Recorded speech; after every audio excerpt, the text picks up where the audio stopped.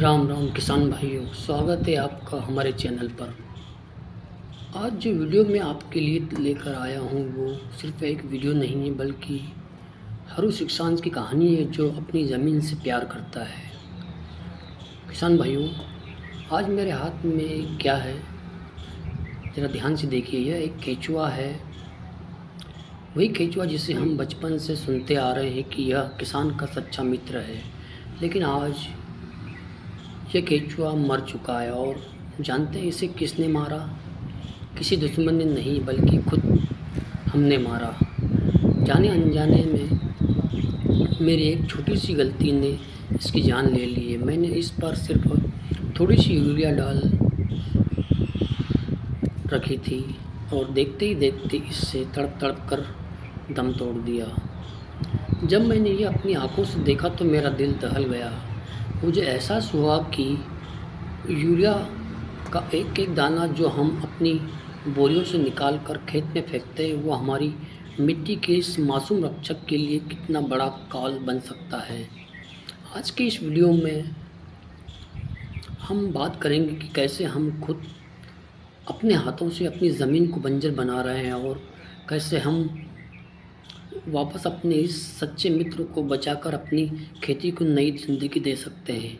Video को आखिर तक ज़रूर देखिएगा, क्योंकि आज का यह संदेश आपकी खेती का भविष्य बदल सकता है। किसान भाइयों, सबसे पहले हमें यह पहचानना होगा कि यूरिया डालते ही केचुआ मर क्यों जाता है। विज्ञान की भाषा में कहें तो केचुए की त्वचा बहुत ही संवेदनशील और नम होती है। वे अपनी त्वचा से ही सांस लेते हैं। यूरिया एक रासायनिक नमक सॉल्ट है। जैसे यूरिया केचुए के संपर्क में आता है, वह केचुए के शरीर की सारी नमी को सोख लेता है। इसे विज्ञान में ऑस्मोसिस कहते हैं। सरल शब्दों में कहें तो यूरिया केचुए के शरीर का पूरा पानी खींच लेता है, और वह जलकर तड़प कर मर जाता है। सोचिए भाइयों, जिस ज़मीन में लाखों केचुए होने चाहिए थे, वहाँ आज हमें एक केचुआ ढूंढने से भी नहीं मिलता। जब हम ट्रैक्टर के पीछे यूरिया की बोरियां लाद कर खेतों में छिड़कते हैं तो हमें लगता है कि हम अपनी फसल को ताकत दे रहे हैं, लेकिन हकीकत यह है कि हम उस फसल को पालने वाले, उस मिट्टी को जिंदा रखने वाले करोड़ों जीवों की सामूहिक हत्या कर रहे हैं। हम अपनी आने वाली पीढ़ियों की ज़मीन में जहर घोल रहे हैं। जब बात करते हैं कि आखिर ये केचुआ हमारे लिए इतना ज़रूरी क्यों है, भाइयों, केचुआ भगवान का बनाया हुआ एक ऐसा मुफ्त का मजदूर है जो बिना 1 रुपया लिए, बिना थके दिन रात आपके खेत में काम करता रहता है। ज़मीन की जुताई, एक केचुआ ज़मीन के अंदर ऊपर नीचे जाता है।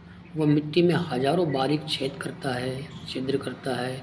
इन छिद्रों की वजह से हवा, ऑक्सीजन और बरसात का पानी सीधे ज़मीन की जड़ों तक पहुंचता है। यानी जो काम आपका लाखों का ट्रैक्टर नहीं कर सकता, वो ये छोटा सा जीव मुफ्त में करता रहता है।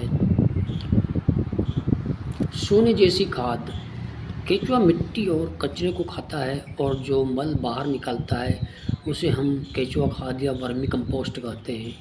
भाइयों, यह कोई मामूली मिट्टी नहीं है, यह दुनिया की सबसे बेहतरीन पोषक तत्वों से भरपूर खाद है। इसमें नाइट्रोजन, फास्फोरस, पोटास प्रचुर मात्रा में पाया जाता है। पानी की बचत, केचुआ वाली मिट्टी में पानी सोखने की क्षमता कई गुना बढ़ जाती है। जहाँ बिना केचुआ वाली ज़मीन में आपको 4 बार 5 बार पानी देना पड़ेगा, वहाँ केचुए वाली ज़मीन से 2 ही पानी आपकी फसल पक कर तैयार हो जाएगी। ज़रा सोचिए, जो जीव हमारे लिए ज़मीन को उपजाऊ बना रहा था, हमारे जैसे पैसे बचा रहा था, हम उसी को यूरिया देकर मार रहे हैं। क्या यह समझदारी है? रासायनिक खेती का कड़वा सच हमें समझना होगा। आज हमारे देश का किसान एक अजीब चक्रव्यूह में फंस गया है।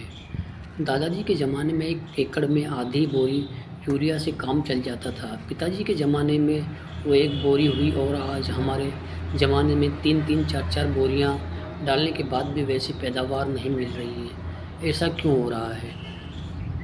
ये एक बहुत ही गंभीर विषय, सोचने का विषय, क्योंकि हमारी मिट्टी बेजान हो चुकी है। मिट्टी कोई बेजान धूल का ढेर नहीं है भाइयों।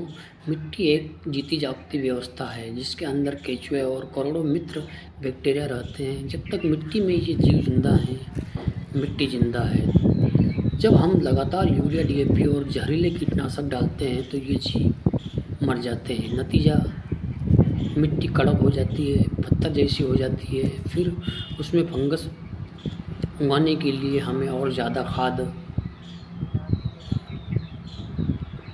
डालनी पड़ती है। ये बिल्कुल वैसा ही है जैसे किसी बीमार इंसान को दवाइयों के सहारे ज़िंदा रखा जाता है। लेकिन भाइयों, निराश होने की ज़रूरत नहीं है। सुबह का भूला अगर शाम को घर लौट आए तो उसे भूला नहीं कहते। अगर हमसे अनजाने में गलती हुई है तो उसे सुधारने की ताकत भी हमारे ही पास है। हमें अपनी सोच बदलनी होगी। हमें फसल को खिलाने की सोच से बाहर निकलकर मिट्टी को जिंदा रखने की सोच अपनानी होगी। आज संकल्प लीजिए, हम अपने खेतों में रासायनिक खादों का अंधाधुंध इस्तेमाल बंद करेंगे। मैं नहीं कहता कि आज ही सब कुछ छोड़ दीजिए, लेकिन शुरुआत तो कीजिए। अपने खेत के एक छोटे से हिस्से से रासायनिक खाद बंद कीजिए। वहाँ गोबर की खाद, केचुआ खाद और जैविक तरीका का इस्तेमाल कीजिए। फसलों के अवशेष को जलाने के बजाय उन्हें मिट्टी में सड़ाकर खाद बनाइए ताकि केचुओं को उनका भोजन मिल सके। जब आप मिट्टी को उसका हक देंगे तो मिट्टी आपको आपका हक चपड़ फाड़ कर देगी। जब आपके खेत में केचुए वापस लौटेंगे तो आपकी लागत आधी हो जाएगी और आपकी फसल का स्वाद और सेहत दोगुनी हो जाएगी। पंजाब से लेकर मध्य प्रदेश तक हमारे किसानों ने प्राकृतिक खेती अपनाकर यह साबित कर दिया है कि बिना जहर के भी बम्पर पैदावार ली जा सकती है। किसान भाइयों, जो केचुआ आज मेरी इस गलती से मरा है, उसने मुझे एक बहुत बड़ा सबक सिखाया है और मैं चाहता हूँ कि यह सबक देश के हर किसान तक पहुँचना चाहिए। ज़मीन हमारी माता है और उसके अंदर रहने वाले जीव इसके बच्चे हैं। माँ के बच्चों को मारकर हम कभी भी सुखी नहीं रह सकते। आइए आज मिलकर एक कसम खाएं, हम अपनी मिट्टी को बचाएंगे, अपने मित्र केचुए को बचाएंगे। अगर आपको आज की मेरी यह बात, मेरा यह प्रयास सही लगा हो तो इस वीडियो को अपने तक सीमित नहीं रखना है। आपके जितने भी किसान व्हाट्सएप ग्रुप हैं, जितने भी मित्र हैं, उन तक इस वीडियो को शेयर ज़रूर करिए ताकि कोई और किसान भाई अनजाने में केचुए को ख़त्म करने की प्रयास न करें। वीडियो को लाइक कीजिए, चैनल को सब्सक्राइब कीजिए ताकि हम ऐसे ही सच्ची और ज़मीन से जुड़ी बातें आपके लिए लाते रहें। आपकी इस विषय पर क्या राय है मुझे नीचे कमेंट्स में ज़रूर बताइए। जय जवान, जय किसान, जय विज्ञान। धन्यवाद।